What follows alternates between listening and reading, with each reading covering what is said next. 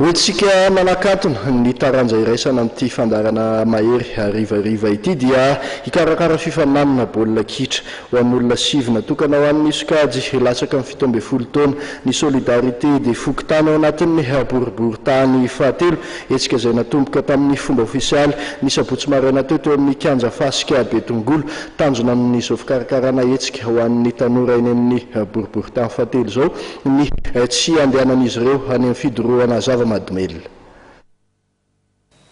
Nosokavana tamin'ny fomba ofisialy ny sabotsy maraina teo teny amin'ny kianja fasika Betongolo ny fifaninanana baolina kitra ho an'olona sivy natokana ho an'ny sokajy U17 karakarain'ny solidarité de Fokontany ao amin'ny boriboritany fahatelo.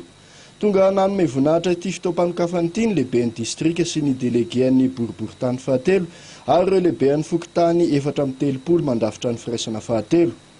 Tanjona amin'izao hetsika izao moa ny hitaizareo ankizy sy tanora ao amin'ny faritra io tsy hirona amin'ny fisotroana sy fidorohana zava-mahadomelina. Eo ihany koa ny fampiraisana ireo Fokontany 430 ao anatin'ity firaisana fahatelo ity.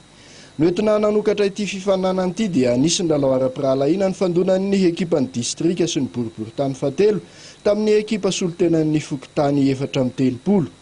Teo ihany koa fampisehoana taranja taekwondo nataon'ireo tanora mpiangaly an'izany ao amin'ny boriboritany fahatelo ihany. Tsara ny manamarika fa manana mpikatroka sangany eo amin'ity taranja taekwondo ity ny firaisana fahatelo. Avy hatrany dia hanomboka amin'ny herinandro avy iny moa ny fifaninanana taorian'ny fanokafana tamin'ny fomba ofisialy.